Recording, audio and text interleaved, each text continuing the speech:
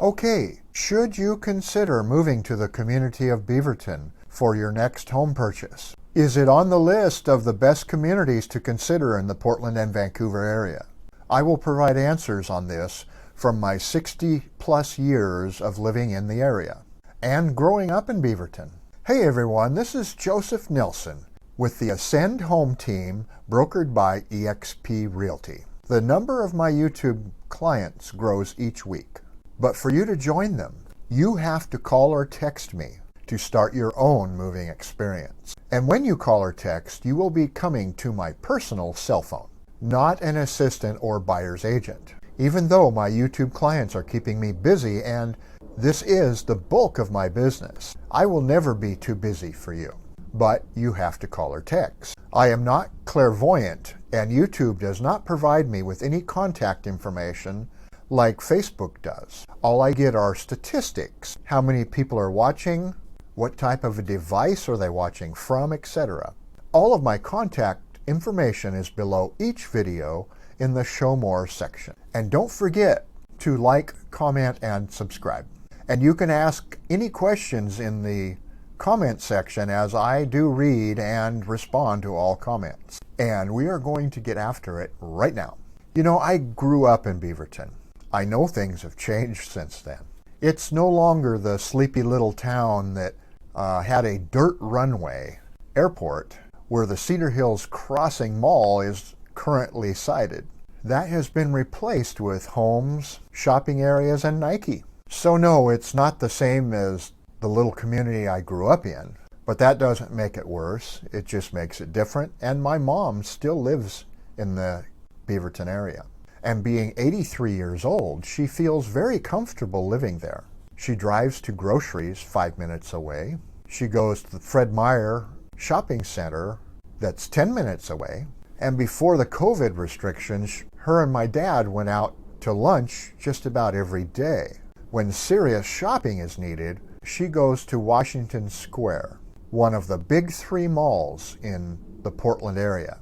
That is 15 minutes away. This is typical for many who live in Beaverton.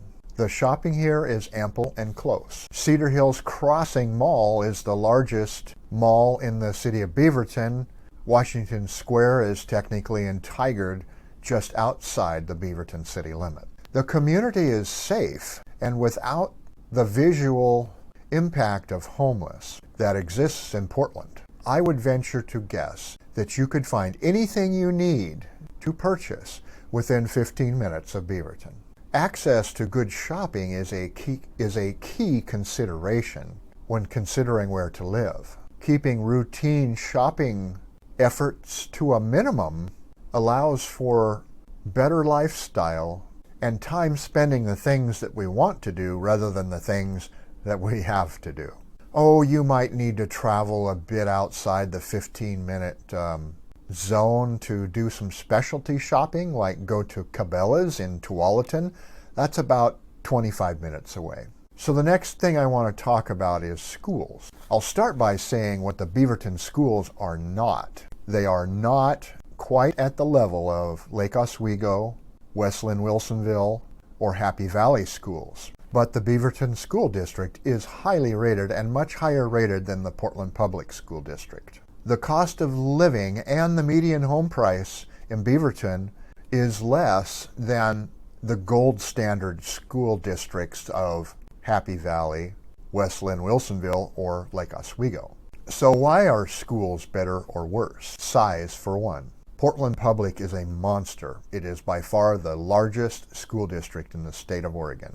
You know, I was on a small school board for 8 years in Clackamas County.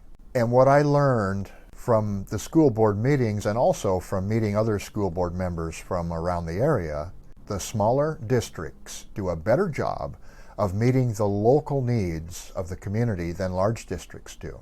In small districts, rather than hiring layer after layer of administration, many of the administration and even teachers wear more than one hat. For instance, at the school district I was at, the principal was also the SPED director. That would be the special education position. This probably saved the district $90,000 a year. You know, the graduation rates in smaller districts are higher than in large districts. As we would near the end of the school year each year, we would get a report from the principal of the high school. How many kids, and we didn't know which ones they were by name, but how many kids are in danger of not graduating this year? And what are we doing to assure that as many of them as possible do graduate? And I'd have to tell you that in many cases, we practically drug these kids across the graduation finish line with special intervention from the principal or teachers, or getting them set up to take one more credit at the local community college so that they could graduate on time. I don't see this happening in the Portland School District. The highest rated school districts are also in more affluent areas with higher incomes. Operating levies and bonds are routinely passed successfully. In other words, the communities have an identity of having good schools that they want to maintain, and they are willing to put their wallets behind it. The Beaverton School District is in between Portland Public and the Gold Standard schools. Portland Public has many different economic zones within its boundaries, some very low income and some very high income. It's hard to meet the needs of everyone that goes to the school when there's this big of disparity between income levels. So they tend to shoot for the middle. This means some people that need extra intervention don't get it, and this means that some people at the high end that could use a push towards higher excellence don't get that. I believe that the Beaverton School District still is small enough, and they don't have a big difference between economic zones throughout the district. So we've covered shopping and schools. Now let's talk about the homes in Beaverton. Let's start at the lower price point of the spectrum. The downtown core of Beaverton features homes in the 400s. Many of these homes could be considered walkable to the downtown core of Beaverton. There's a library right downtown, lots of shops, a farmer's market, all kinds of parks, and this could all be accessed by foot. Homes on the northern side of Beaverton tend to be older and less expensive. Even outside the city limits in Cedar Hills, there are homes in the 400s, and these are safe areas. There are really no bad neighborhoods in Beaverton. Homes in the 400s in Portland are generally in pretty sketchy neighborhoods. The homes in the 400s in Beaverton are typically mid-century ranch homes. And as a general rule, homes on the north side of Beaverton are the older and less expensive. And they get newer and more expensive as you head south towards the Tigard Beaverton city lines. As you move through Beaverton from 400 to 500 to 600 to 700 and finally up to around $1 million, slightly above. So depending on what your price point is going to depend a lot on what part of Beaverton we target. But just like anywhere in the Portland-Vancouver market, homes in the 400s are going to be in high demand and move quicker. As we move up in the price point, the homes become less competitive and we see less instances of multiple offers. Okay, let's talk about travel times from Beaverton. The Pacific Ocean is just over an hour away from Beaverton. Beaverton sits in the Tualatin Valley at roughly sea level. In between Beaverton and the ocean is the Coast Mountain Range, and this is a rainforest with wild streams that have no dams that are full of salmon and steelhead. You can venture up and down the Pacific coast and visit the deepwater ports of Astoria, the far north, the middle Oregon coast. We have Newport. You can enjoy the cooler weather that the coast offers, as in the summer it is typically 20 degrees cooler than in Portland. Going the opposite direction, you're going to get into the Cascade Mountain. This again is just over an hour away. Here we have winter sports, the skiing, the snowboarding, the snowmobiling, etc. And if you continue over the Cascade Range and drop down the back side, you're going to hit the high desert, which is more of an arid climate, and this is only 2 hours from Beaverton.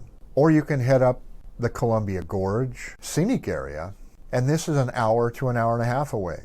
Or drop an hour south into wine country, and do some wine tastings at some of the vineyards. And best of all, you're only a half hour away from all the big city stuff of Portland. Professional sports, fine arts like the Oregon Symphony, fine dining, and brew pubs.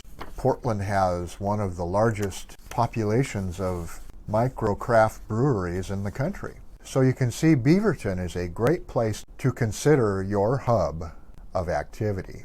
If you're relocating here for a job in the Silicon Forest in Hillsboro, like at Intel or Nike in Beaverton, these are just minutes away without having to even get on the freeway. Good schools, great shopping, great neighborhoods, with stuff to do in every direction. And remember, you still have the big city stuff when you want it. There's great freeway access, north-south and east-west, far enough from the problems of Portland, yet close enough to take advantage of the good things that Portland offers. You're 30 minutes to the Portland airport. There's great mass transit in Beaverton. I think Beaverton has it all, even though it's not the sleepy little town it was 50 years ago. Okay, I hope this gives you enough of an insight to put Beaverton on your radar screen of communities that you would consider moving to in the Portland and Vancouver areas. I am a licensed realtor in both states, and as such I compare communities on both sides of the state line. Check out some of my other videos on Vancouver and Camas if you're interested. But remember, again, you have to call me or text me to start your own moving experience. Okay, even though I'm going to stop babbling now, I'm going to run some video of homes and shopping in Beaverton. So